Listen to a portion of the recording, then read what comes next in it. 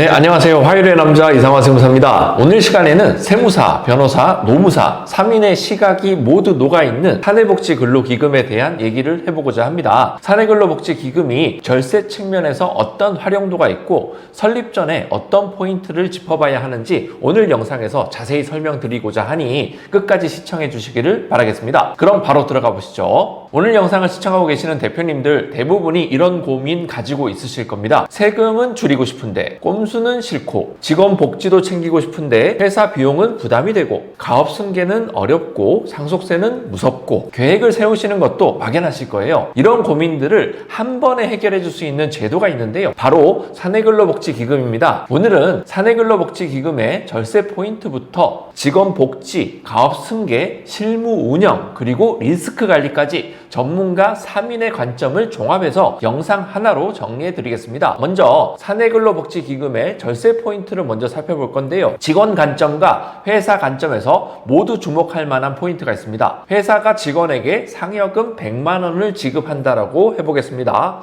원천징수세액과 4대 보험을 떼고 나면 실제 수령액은 대략 75만 원 정도가 되는데 같은 100만 원을 복지기금에서 지급을 한다면 어떻게 될까요? 기금에서 지급할 수 있는 성격인지 그리고 증여세가 과세되지 않는 성격인지에 따라서 판단이 달라질 수는 있지만 세금 부담 없이 100만 원 전액을 그대로 수령하는 것이 가능할 수 있습니다. 4대 보험도 당연히 붙지 않겠죠. 그리고 대표님들께서 궁금해하시는 또 한 가지 포인트는 직원 대출에 관한 판단입니다. 예를 들어서 회사가 직원에게 무이자 대출을 해주는 경우에는 업무무관 가지급금으로 분류되어서 인정이자 과세 문제가 발생하게 됩니다. 하지만 기금을 통해서 직원에게 무이자 대출을 해주는 경우에는 몇 가지 충족해야 하는 요건이 있기는 하지만 별도의 과세 문제가 발생하지 않게 세팅할 수가 있습니다. 직원의 주택 구입 또는 임차 자금을 기금을 통해서 지원하는 경우에도 일정 요건만 충족하면 해당 지원금에 대해서 세금이 부과되지 않도록 세팅할 수도 있습니다. 기금에 출연하는 회사의 입장에서는 출연금 전액에 대해서 비용 인정도 받을 수가 있고요. 당기순이익이 10억인 기업에서 3억을 기금에 출연하게 되면 법인세 과세 표준이 7억으로 줄어들면서 법인세가 약 6천만 원 정도를 바로 절감할 수 있게 되는 것이죠. 그리고 기금을 통해서 직원들에게 나가는 지원금은 임금의 성격으로 보지 않기 때문에 회사 입장에서는 4대 보험 부담도 줄어드는 효과가 생깁니다. 법인세 절감과 직원복지라는 두 마리 토끼를 한꺼번에 잡을 수 있는 제도가 바로 사내근로복지기금인 것이죠. 오너를 위한 플랜에도 사내근로복지기금을 활용해 볼 수가 있습니다. 비상장 회사의 주식가치는 상증세법상 보충적 평가 방법을 이용해서 평가하게 되는데요. 이때 과거 3년치의 회사 이익의 규모가 매우 중요한 지표가 사용이 됩니다. 사내근로복지기금 출연을 전략적으로 활용하게 되면 주식 가치를 일시적으로 낮추는 것이 가능해지고 그 시점에 주식 이전 내지는 가업 승계를 계획한다면 세부담을 줄이는데 매우 효과적일 수 있습니다.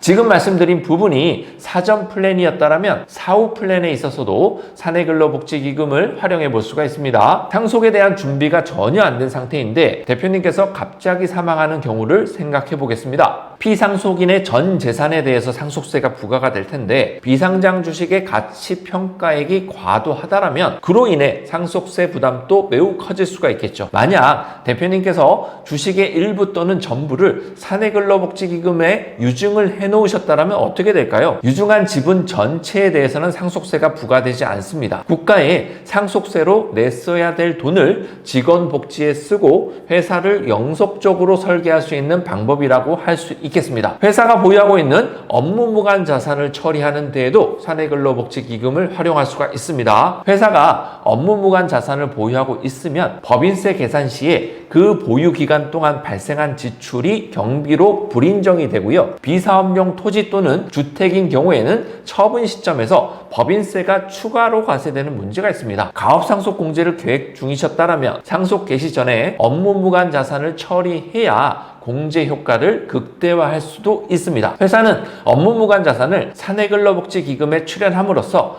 법인세 절감과 가업상속 공제 효과 극대화라는 목표를 모두 달성할 수가 있어요. 다만 직원 복지를 위해서 직접 사용할 수 있는 자산이 아니라면 출연한 날로부터 1년 이내에 처분해야 한다는 조건이 붙기는 합니다. 이 외에도 차명주식 정리와 상속세 절감을 위한 수단으로 사내근로복지기금을 활용해보는 플랜도 설계가 가능합니다. 사내근로복지기금은 그 목적 자체가 직원복지 증진에 있기 때문에 복지의 성격 외에는 그 출연금과 수익금을 사용할 수가 없어요. 그럼 실무에서는 기금을 어떻게 활용하고 있을까요? 사내근로복지기금으로 활용 가능한 8대 복지 테마를 함께 살펴보겠습니다. 집중해 보시죠. 첫 번째, 주택구입과 전세 지원입니다. 무주택 근로자를 대상으로 국민주택 규모 이하 주택 구입을 우선적으로 지원할 수가 있고요. 사내 기준에 따라서 그 지원 기준과 방식을 구체적으로 정해 놓을 수가 있습니다. 좋죠? 자, 두 번째, 생활안정자금 대출입니다. 몇 가지 자격 요건을 갖춘 저소득 근로자가 신청을 하면 심사 이후에 생활안정자금을 빌려줄 수가 있고요. 이자와 상환 조건은 정관에 명확하게 명시해 두고 있어야 합니다. 세 번째, 근로자 본인과 자녀에 대한 장학금 지원입니다. 근로자 본인에 대한 학자금을 지원해 준다거나 자녀에게 장학금 지급하는 것이 가능합니다. 물론 그 구체적인 지급 기준을 마련해 놓고 있어야 하겠죠. 자, 네 번째, 재난구호금 지급입니다. 근로자가 천재지변이나 돌발 사고를 당했을 때 기금에서 재난구호금을 지급할 수가 있어요. 다만 회사에서 지급할 의무가 있는 재난구호금을 기금이 대신 지급하는 것은 안 됩니다. 다섯 번째, 체육문화활동비 지원입니다. 공연 관람료, 도서 구입, 헬스장 등록, 사내 동호회 운영비 등 기금에서 지원할 수가 있는 것이죠. 이때 유의하셔야 할 점이 있는데요. 실제 자금 용도를 활용하지 않고 전 직원에게 체력 단련비 목적으로 일률 지급하는 것은 허용되지 않습니다. 여섯 번째, 근로자 복지시설 설치 및 운영입니다. 근로자를 위한 기숙사나 어린이집, 구내식당, 콘도 회원권을 구입하거나 운영하는 데 소요되는 자금을 기금에서 지원할 수가 있습니다. 일곱 번째, 우리사주 구입비 지원입니다. 우리사주 조합을 통한 근로자의 우리사주 구입비를 기금에서 지원하거나 빌려줄 수가 있는데요. 내부 지원 지침을 잘 마련해 놓고 그 기준을 따라야 합니다. 다만 회사가 보유한 자기주식 매입 대금을 지원하는 것은 대상이 아닙니다. 여덟 번째, 그 외의 생활 지원입니다. 단체보험 가입을 지원한다거나 경조사비, 자녀 학원비, 가족료비 등도 기금을 통해서 지원할 수가 있어요. 다만 업무 수행과 직접 관련되는 성격은 기금의 지원 대상이 되지 않고요. 기금에서 지원하고자 하는 사업은 정관에 명시되어 있어야 하기 때문에 정관을 작성할 때에 이러한 부분들을 충분히 검토해서 반영해 놓아야 합니다. 그렇기 때문에 이거에 대한 경험이 굉장히 중요하다고 할 수가 있겠죠. 사내복지근로기금은 설립 절차도 중요하지만 운영을 어떻게 해야 하는지가 훨씬 더 중요하고 어렵습니다. 생각보다 고려해야 할 사항들이 많기 때문에 저희 세무사뿐만 아니라 변호사와 노무사의 전문 의견을 적극적으로 반영해서 운영을 해야 하는데요. 이때 주의할 점은 임원은 기금의 혜택을 받을 수가 없다는 점을 간과해서는 안 되고요. 직원의 4대 보험을 대납하거나 임금 대체적 성격의 지급은 기금에서 할 수가 없습니다. 그리고 특정 직원에게만 한정된 지원 내용도 문제가 될 수 있으니 주의하셔야 합니다. 그리고 가장 중요한 포인트가 있는데요. 기금에서 출연한 금원은 다시 회수할 수 없다라는 점이죠. 사내근로복지기금은 비영리 법인이기 때문에 출연자가 배당을 받아갈 수 없고요. 해산을 하더라도 출자금을 회수할 수 없습니다. 혹시라도 이 내용을 모른 채로 기금 설립을 계획하고 있으셨다면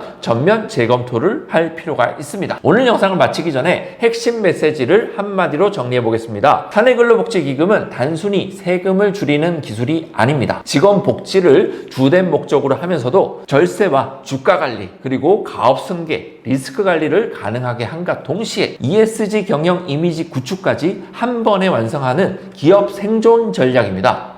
대표님 회사 상황에 맞춘 사내근로복지기금 활용 플랜이 필요하시다면 저희가 도와드릴 테니 연락 주시길 바라겠습니다. 오늘 영상은 여기서 마치도록 하고요. 구독과 좋아요는 영상 제작에 큰 힘이 됩니다. 지금까지 이상화 세무사였습니다.